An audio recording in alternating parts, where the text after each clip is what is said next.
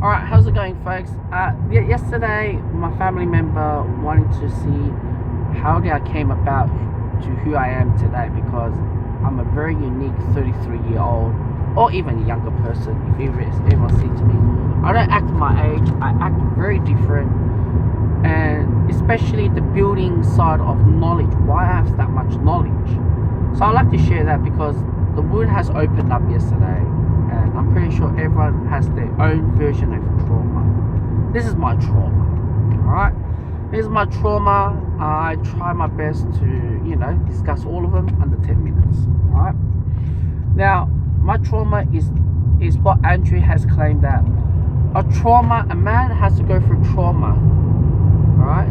He has to go through trauma and to fight off it, and as you get older, you know what needs to be avoided and what needs to work even harder. The realization of the real world. If you don't have trauma or anything, and you don't realize as you get older or whatever, you avoid. This is where you get attacked or be defensive, right? So I'll just discuss about it, and I'll try my best to discuss it within the 10 minutes range. All right. Now, my parents came from China, and during the Tiananmen Square, and my parents I have to say my father, I can't say my mother. My father and mother met on a plane on the way to Australia, and somehow they've studied the same course in Australia. And in their era of China, especially with my dad coming from a small village, dating is forbidden, or else you go to jail. That's during the communist era. So he tasted freedom, let's just put it that way. The first business that my dad bought is a milk bar business in Albert Park or St Kilda, one or the other. And during that time, there's a lot of it's a red light district. My parents did not know. People walking, the strippers and prostitutes, buying the goods for milk and whatever it is, snacks or whatever, or ice cream. Yeah. And my dad went to all these events because, like I said, he tasted freedom. Fast forward everything. My dad has always been an entrepreneur throughout his entire career. During his before Milk Bar, he was doing a lot of odds jobs to make ends meet. During that time, interest rate was 18%, right? But they did not know, Anyways, all I can say is this, right? My parents one day did a holiday visit in Sydney and as well Brisbane. They started to realize I didn't have an asthma attack or any cough or anything like that. So they've decided to move to Sydney because my mum had a very good friend. We stayed in their house for God knows how long, and somehow they saved up the money. In 1997, they bought a business just to run a $2 business. During that time, it's the heart and peakest time. My dad was a very popular salesman back in his country during his younger years, and he wanted to have that vision to bring it to Australia. At that time, he was a top seller on selling music cassette back in the days. And he brought that large amount of that copyrighted music to his shop. That was the highlight of his shop that no other $2 shop that ever had. And another one was lighters, $2 lighters. He had all sorts of range of lighters, and they brought it from China. At that first moment in time, that's an import-export idea from China. As we got wealthy, as we got money, Dad fell in love with one of the workers, and that's how my parents got divorced. Alright? And during that time, they dated for de facto relationship for 7 years. I was kicked back to China and stayed in a boarding school for 3 years. Year 2000 comes by, in Sydney Olympic is about to start. I decided to stay back in Australia. I was very knowledgeable during that time, being 10 years old. I was ahead of a lot of students in my class. I was well disciplined. But my parents, during the younger years, they couldn't discipline me because they didn't know why I didn't speak or why I behaved that way. I was ADHD, dyslexic, undiagnosed until I was 25.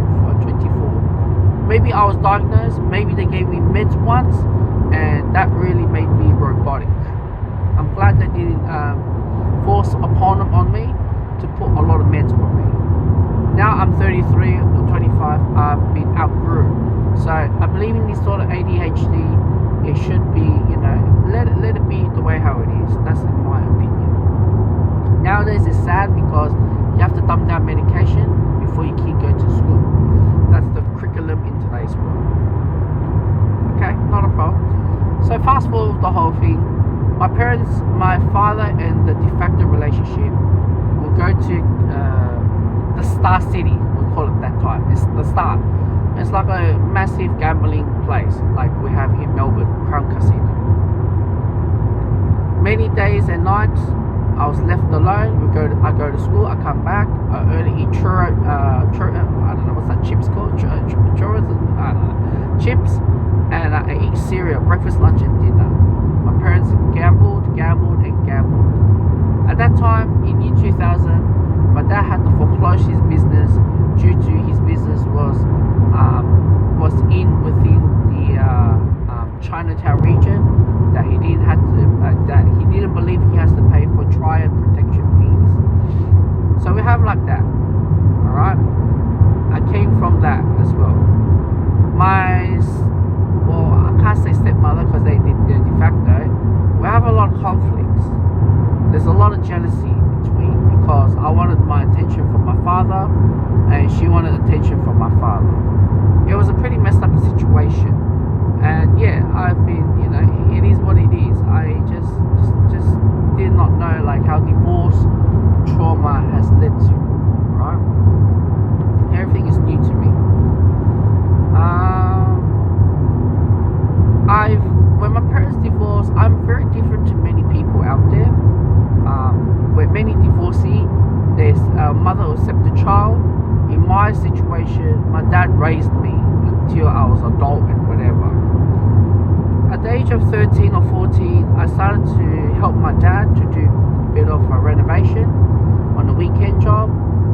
Later it became a bit more serious because I had to skip days just to help out dad to go to work because he couldn't find any handyman, or he already saw in me school is useless to me because I never pay attention.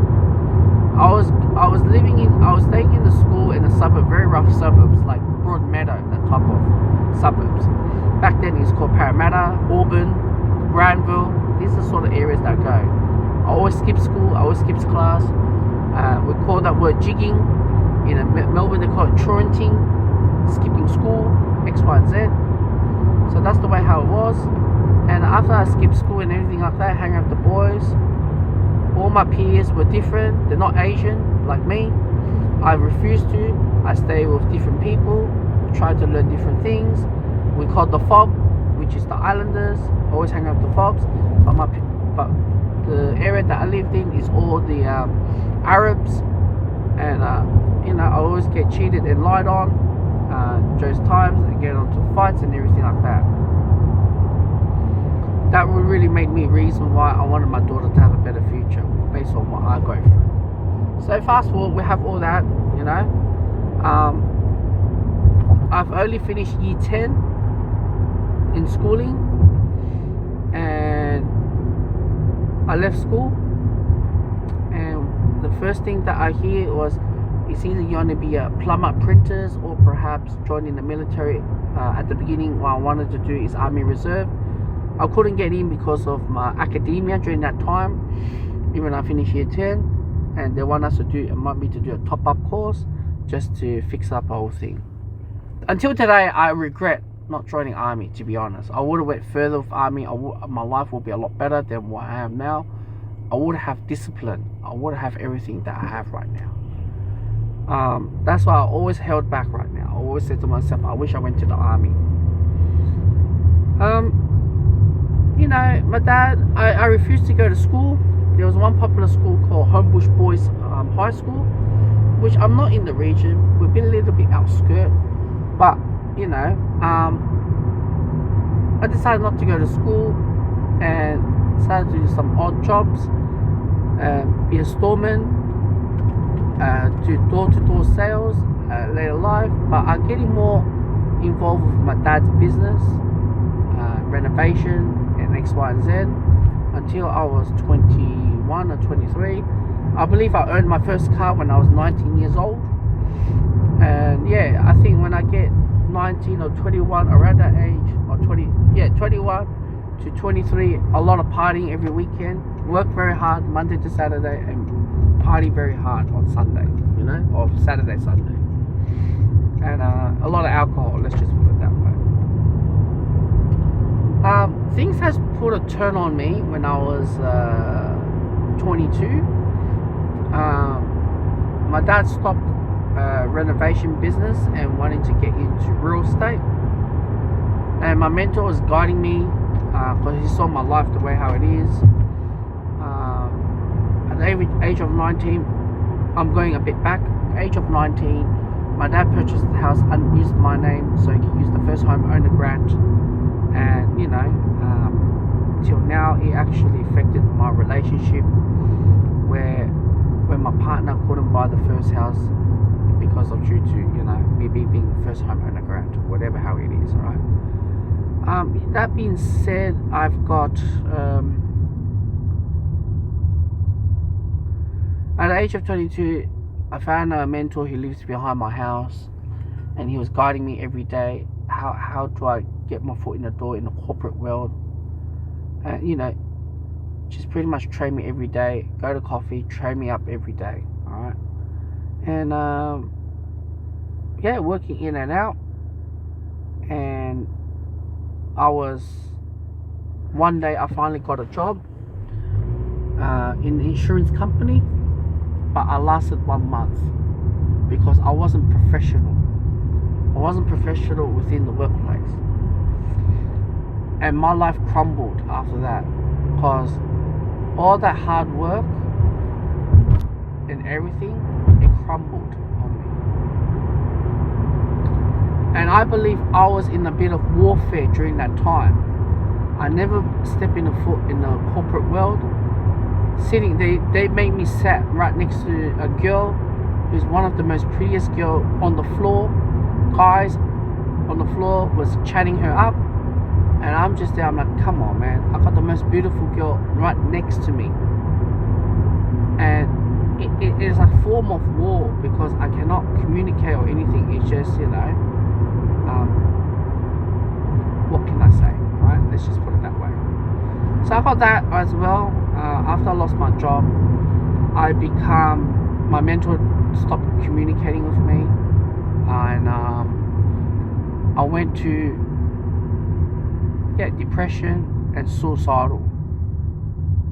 And I think it probably lasted, I just wondered how long it lasted for. But during that time I was also studying, I forgot to mention, I was studying like a course like equivalent to year 10 and year 12. And that's about it when I have like that. And I'm trying to think,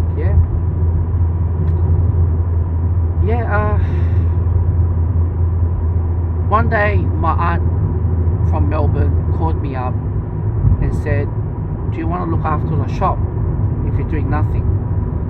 Impress the market. I said, yeah, why not? I went and at that time I wasn't in the right minded. I was very suicidal. I didn't tell my parents about it. I wanted to kill someone or kill myself. And a lot of insomnia. I only sleep like half an hour or 1 hour a day. I have all these depression playing loop on my mind. It's like a form of schizophrenia. It's talking to me. You should grab that knife, you should do this, you should do that. And so I went through that. And when I went to Melbourne, my mental health has immediately vanished. I looked after the shop for probably 2-3 weeks. And when they came back, I went back to Sydney. From that point of view, I realized that before my Melbourne trip, my dad stole my driver license so he can go put his hand up in an auction and saying that son is on behalf of my son. And I just didn't trust my father, like everything. Like it's very sour, like a very basic immigrant Asian family was hating their own family because you didn't trust them. They want to use you. It was a whole lot of times during when I was 21, and everything like that. And yeah, just that gone through. Moved to Melbourne.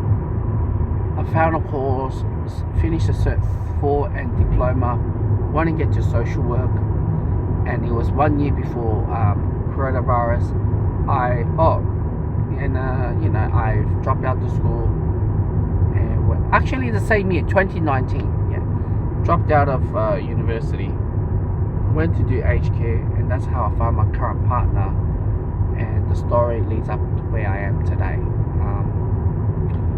It's a lot better where I am. I'm not complaining, but that's my story, and I would like to make a video next is post-divorce and how much it affect and everything like that, because it's very, very important.